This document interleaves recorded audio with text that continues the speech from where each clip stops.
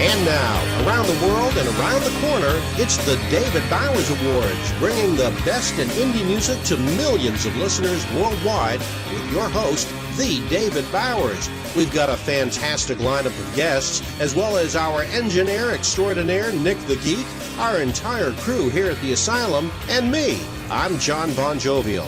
And now, here's the voice of indie music, the David Bowers. And you are so jovial. It's just mind-blowing. You're so jovial. It's legendary. I mean, I'm just a jovial guy.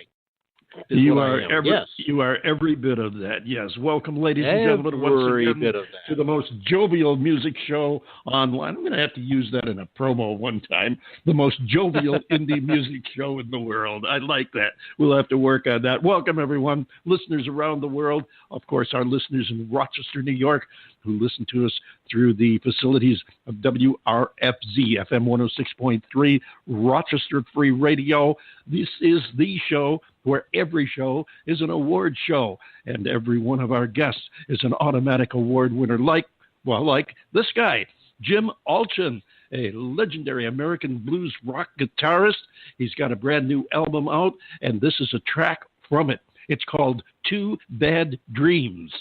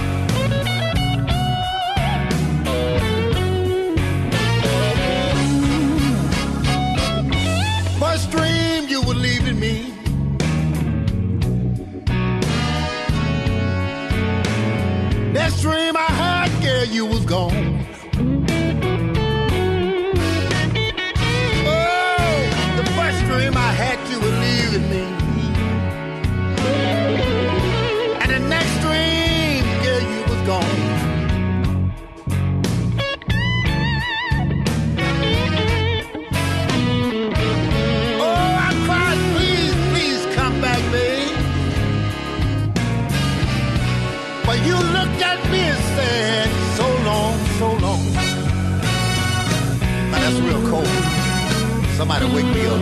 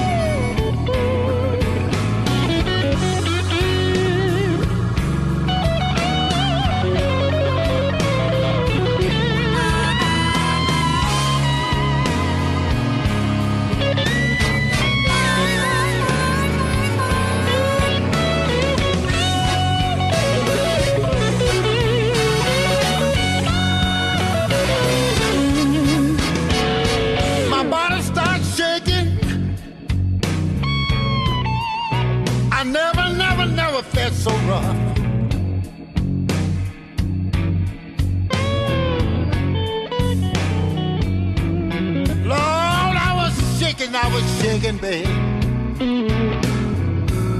And I knew right then I had enough.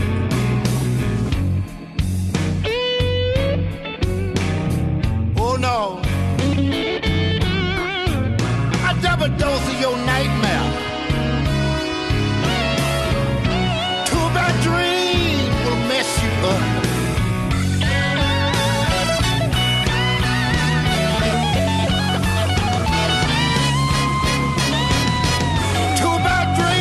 Bad dream. I had two bad dreams last night.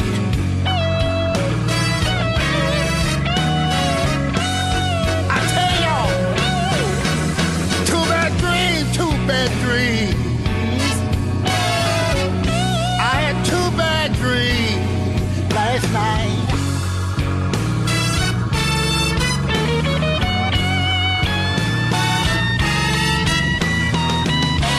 One bad dream is wrong, but two dreams sure ain't right. Oh no.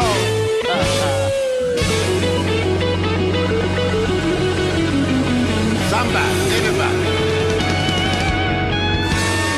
Hey Jim, wake me up. Hey, it's rocker Frank Palangi here from upstate New York. You're listening to The David Bowers Show. Keep rocking. Frank, that was good, except it's the David Bowers Awards show. Let me try to explain this one more time. It's the David Bowers Awards show. Oh, I give up. Some days you just can't win.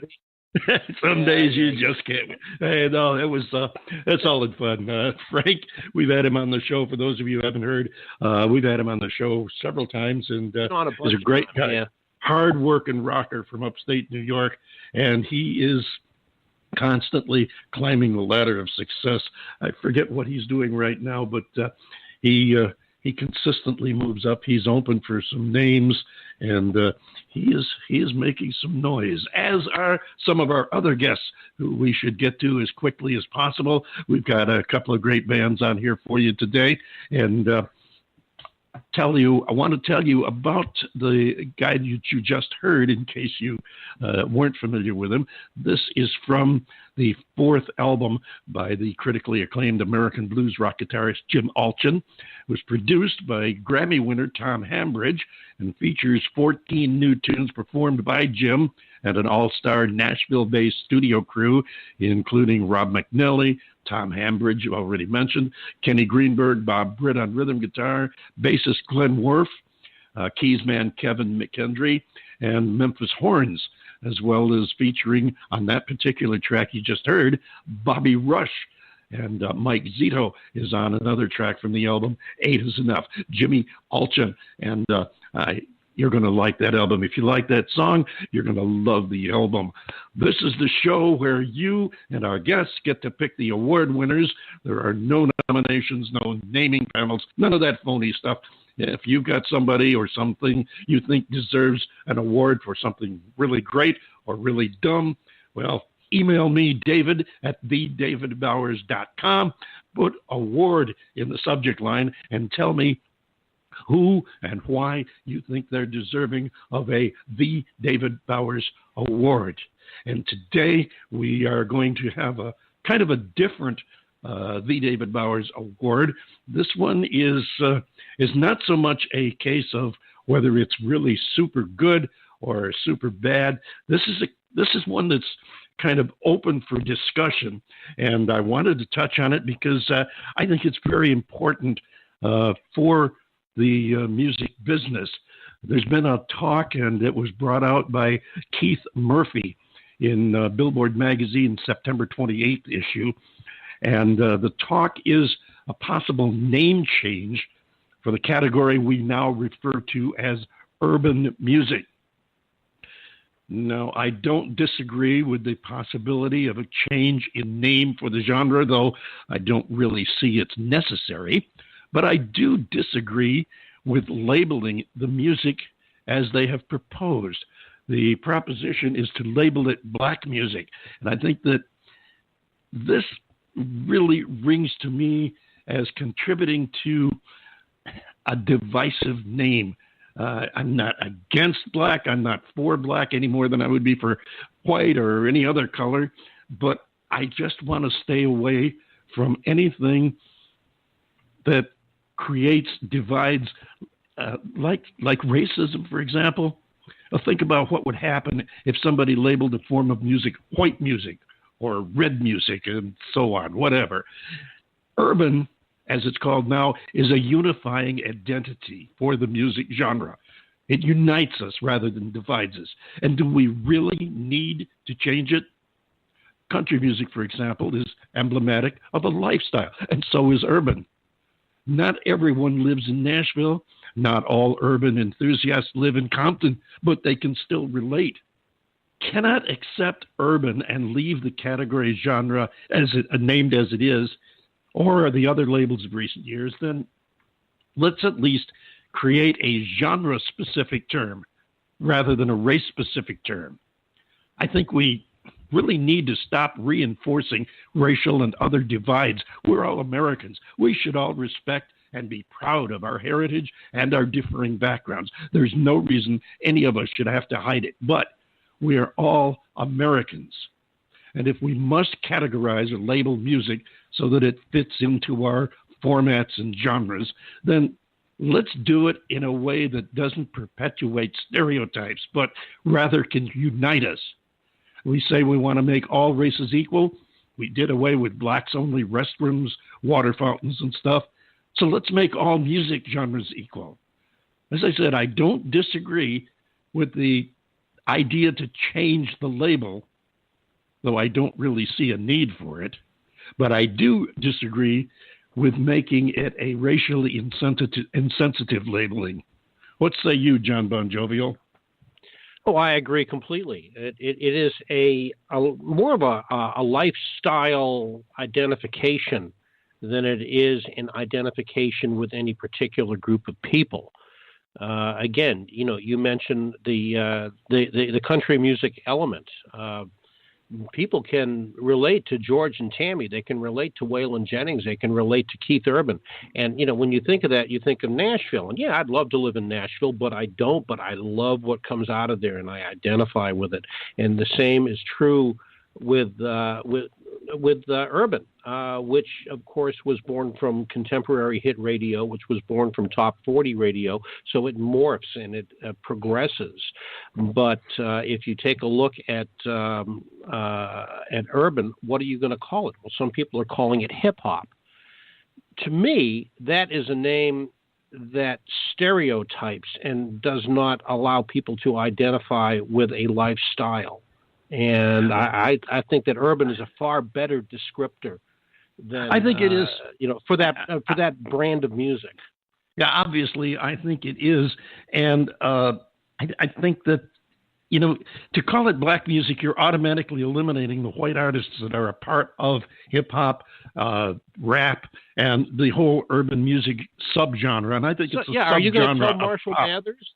Yeah, are you going to tell Marshall Mathers, otherwise known as Eminem, that he can't rap anymore because he's not black? I mean, I don't think so. And he's one. He is. I mean, I'm not personally not into hip hop, but he is a very fine. What is the word that I'm looking for? Purveyor of the style. He does a great job, and he identifies with the woes of Detroit, which are not black or white; they're both. Yeah, and so, that's my point. I think we need to make it an inclusive genre label, whether it's urban or we change it to something else. I think we need to make it inclusive, both racially, societally, and in every category. So that was my point. Listeners, the emails are open to you. Drop me a line with your opinion, David at TheDavidBowers.com. And I'd love to hear your take on it, what you think. And we get some letters. Maybe we'll read them here on the air and give you a The David Bowers Award. Right now, we're going to make our next award our first guests of the day. We have a group here with an interesting hard rock sound with a story behind it, and we'll get the story in just about, maybe 4 minutes or so.